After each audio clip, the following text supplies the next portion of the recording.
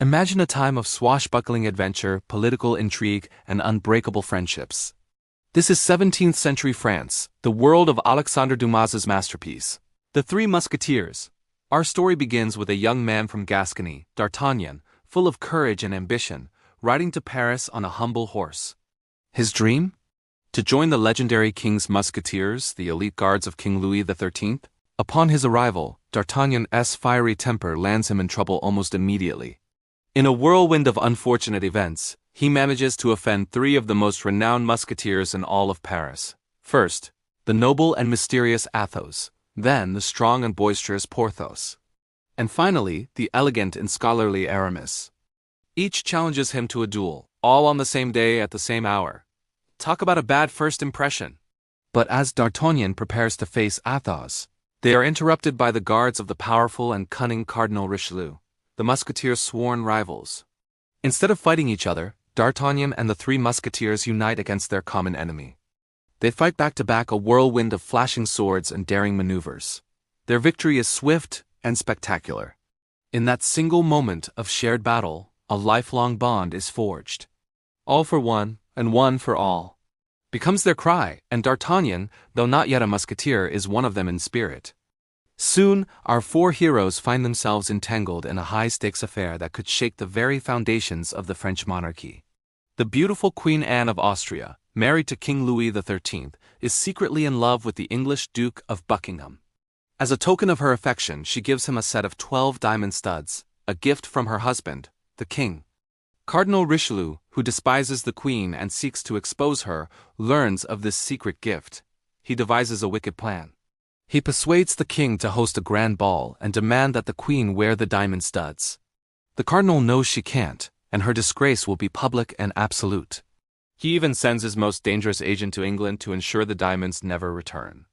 This agent is a woman of terrifying beauty and even more terrifying cruelty, Milady de Winter. She is a master of deception, a spy, and an assassin with a past as dark as her heart. She manages to steal 2 of the diamond studs from the Duke of Buckingham, making the Queen's task even more impossible. When the Queen's loyal lady-in-waiting, Constance Bonacieux, whom D'Artagnan has fallen for, reveals the desperate situation, our heroes leap into action. They must travel to England, retrieve the diamonds, and return to Paris before the ball.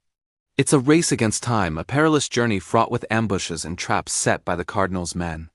One by one, Athos, Porthos, and Aramis are forced to stay behind to fight off their pursuers, leaving D'Artagnan to ride on alone. He finally reaches England, battered but not broken. He finds the Duke of Buckingham, who is horrified to learn that 2 of the studs are missing. But the Duke is a man of resources. He has his personal jeweler work day and night to create perfect replicas of the missing diamonds. With the complete set of 12 in hand, D'Artagnan begins his frantic race back to Paris. He arrives at the palace just in the nick of time. As the queen enters the ballroom, pale with worry, D'Artagnan delivers the diamonds. She appears before the king, adorned with the sparkling jewels. Cardinal Richelieu, confident in his scheme, smugly points out to the king that 2 studs are missing.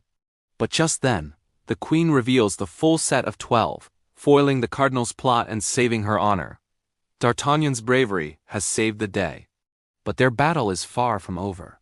Milady de Winter, furious at her failure, vows revenge. She becomes a personal nemesis to D'Artagnan and his friends.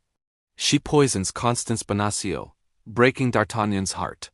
She attempts to have D'Artagnan assassinated multiple times and tries to turn his own friends against him. The musketeers soon uncover the depths of Milady's evil. Athos reveals a shocking secret from his own past. He was once married to her. He knows her true identity, a branded criminal marked with a fleur-de-lis on her shoulder. They discover she is not just a spy for the cardinal, but a murderer responsible for countless deaths, including the Duke of Buckingham himself, whom she has assassinated in England. Realizing the immense danger she poses, the 4 friends decide they must bring her to justice. They track her down to a secluded convent where she is hiding. In a dramatic and somber trial, they list her many crimes. Athos, as her former husband, pronounces her sentence. Justice is finally served and her reign of terror comes to an end. With Milady gone, the cardinal's power over them wanes. In a surprising turn of events, Cardinal Richelieu, impressed by D'Artagnan's relentless courage and skill, confronts him. But instead of punishment, he offers him a commission, a promotion to lieutenant in the king's musketeers. D'Artagnan, ever loyal, offers the commission to his friends first. Athos, Porthos, and Aramis each refuse, insisting that D'Artagnan has earned it more than anyone. And so, our story comes full circle. The young man from Gascony who arrived in Paris with nothing but a dream has finally achieved it. He has become a musketeer, a hero who saved his queen and his country. Athos eventually retires to his estate, Porthos marries a wealthy widow, and Aramis joins the church. But their bond remains unbroken. Their legend, a testament to courage, loyalty, and the enduring power of friendship, lives on forever. All for one, and one for all. Thank you for watching this journey through one of the greatest adventure stories ever told. If you enjoyed it, please like, share, and subscribe for more tales of heroism and history. See you next time.